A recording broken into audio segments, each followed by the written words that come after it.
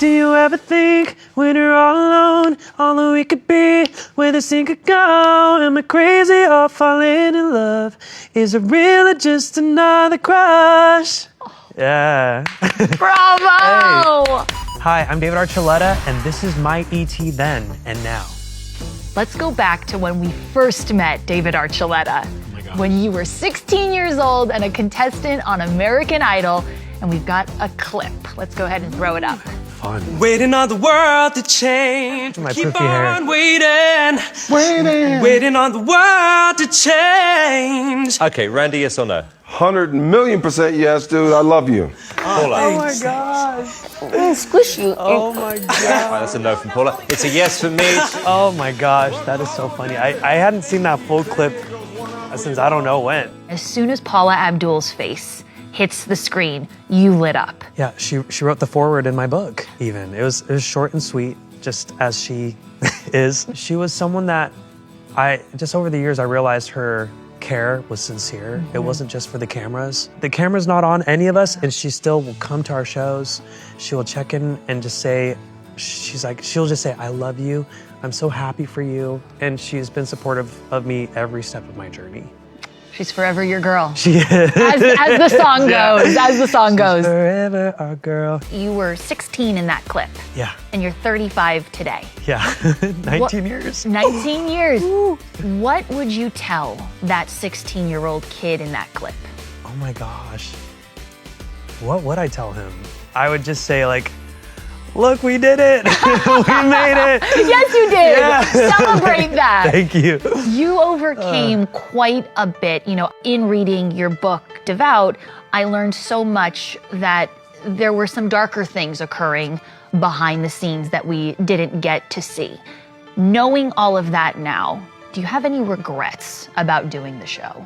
Do I have regrets? I mean, if I look at like little moments, maybe I could be nitpicky and regret things here and there.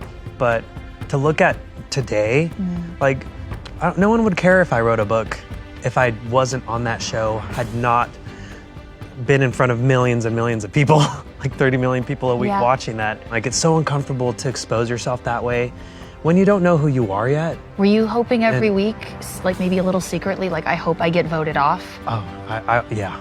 I was hoping.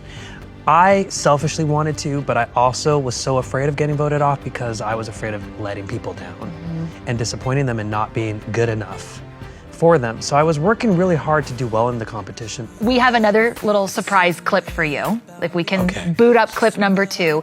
E.T. was lucky enough to be on the music video set of Crush. Oh my gosh. Probably like 9 months ago, I was just thinking, oh, I wonder what's gonna happen with my life, you know? And now, now I'm here actually doing what I've always wanted to do and always dreamed about doing. And now I'm making a music video. Aww. It's gonna make me cry. Oh my gosh. Can we get a tissue? David has been moved to tears. Why? I don't know why. What's going through your mind right now? Man, it's just like crazy. It's almost like I forgot that piece of thank you. I forgot a little piece of how I was, and I guess, you know, the innocence of the whole moment, but just to also know everything else that was about to happen next for him. I'm so happy for who he gets to become, and that he finally gets to be comfortable in his own skin, and that the things that he was so afraid of about himself, he doesn't have to be afraid of anymore. And like, I'm so excited for him, you know? I still love singing Crush to this day. It just, Will you delight us?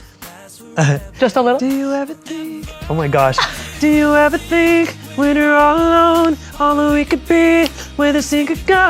Am I crazy or falling in love? Is it real or just another crush? Yeah. Bravo! Incredible, incredible. Fans will get to hear more of that beautiful voice very soon. E.T. with this exclusive, revealing the cover of David's new EP, Devout, out March 27. His memoir with the same title is out now. You are an author. This is your memoir called Devout. Your baby is officially out in the world. It is. How does that feel? This is the prequel to where David is today. And so it's been there are difficult moments about it. It's been a lot of like ups, high highs and low lows. And it feels so good to get the story out there. Any tears while you were writing this book? Oh my gosh, so many. Yeah. The hardest for me was actually, oddly enough, American Idol and my dad, because it was a time that I just had blocked out of my head. I had to go back and relive and then tell it when I was so used to just avoiding it. But I think the hardest part for me to get through and make sense of was when I talk about the close family friend who accused my dad of molesting my sisters, and trying to tell my sister Claudia's story when she had been silenced for so long. She spoke up for herself and said, Dad's not touching me, but do you know who is? Yeah. Someone else who's close to our family is. She had to be kind of like the punching bag for years to follow, while I got the glory and she's remained silent as a victim. Has she had a chance to read it? She has. She helped me. I said, Claudia, is it okay if I tell your story here? And she said, please. Another big topic in the book is, of course, your sexuality. I'm so much more comfortable and confident than I've ever been. Yeah.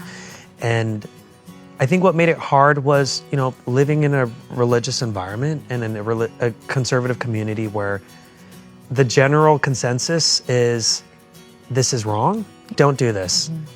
And it's like, okay, I'm doing everything I can to not be this, and it's not working.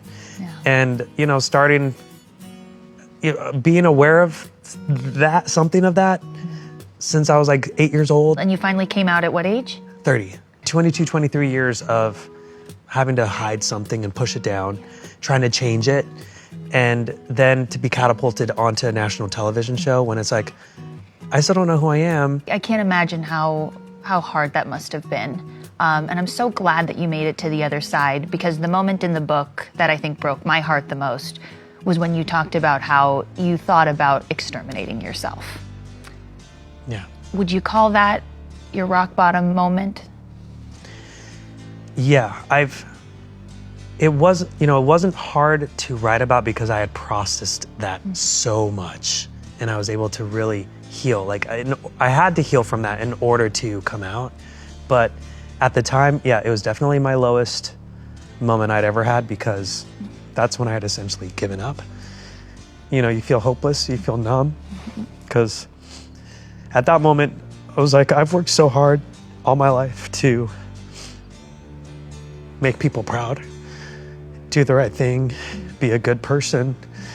And at that moment, I just felt like nothing is going to make up for this. Like, it doesn't matter how hard I work. It doesn't matter how many times I go to church. It doesn't matter how often I pray, how much I fast, study my scriptures. I will never be able to fix myself. It's like, God, if you're there, please just help me, and please just change me, because I'm so tired. I'm just exhausted I've done everything I know how to change myself, and it's not working. And I'm ready to throw the towel in. But if you are there and you really feel like my life is worth living, please change me so that I can be approved by you. And that's where I just felt this feeling of God say, David, stop asking me this. I'm not going to change it, because there's nothing that you're supposed to change. And that's, shortly after that, I came out publicly and realized it was like a freeing moment. I felt liberated from this cage. I feel so good in my own skin, and I feel like I get to celebrate my life. Yes. And I love who I am. And I didn't know that was possible. In the book, of course, you talk about how you were engaged 3 times to different women. Yeah. You've never been married, but we are curious what the relationship status is today.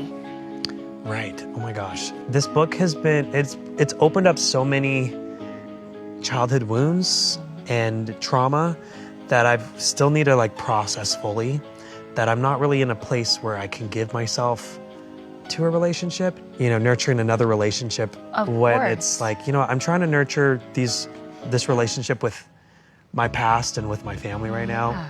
Because I know it's like, I'm just bracing myself for how my family's gonna feel with the book once it comes out. My sisters have read it, but no one else has. So I just kind of want to get through that and then revisit. Okay, I can have someone else possibly come into my life into the picture after that. So I know you're no longer affiliated with Jesus Christ and the Church of Latter-day Saints anymore, correct? But they're really having a moment on television, whether it's The Real Housewives of Salt Lake City or The Secret Lives of Mormon Wives. Do you watch any of these shows? Have you intersected with any of these people? You know, I haven't watched too much of like The Housewives, but I am friends with Heather Gay. She would always comment on my posts and say, I'm so proud of you and we love you. And so I started inviting her to come to some of my shows and she would come. Oh, I love this friendship. Yes. She sent me both of her books. I sent her this book, so. Oh, how nice. Yeah, and then with Secret Lives of Mormon Wives, I met one of the girls, Jessie, love her. at the Freakier Friday premiere. And we've just kept in touch, and now she's going to be hosting my book tour stop in Salt Lake City. You write about when you were a guest star on Hannah Montana and how you regret turning Miley Cyrus down for a sushi date. Yeah. You know, I haven't seen Miley since those days. Like, it's been like over a decade. Oh, wow.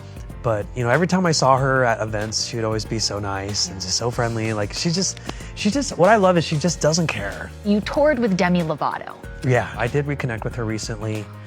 And she was just like, you look so happy. And she's like, you look so great. And I'm like, same. I'm like, oh my gosh. And she's like, we need to get a picture. And I'm like, yes. And it's like, she's opened up her phone and there's like on her screen is of her wedding. And I'm just like I wanted to cry. Like, we grew up. We grew up and look at the place we're in now. I mean, I feel like, wow. We had a therapy session. We did. I feel like Hold up your baby. Oh, thank you. Always be my baby.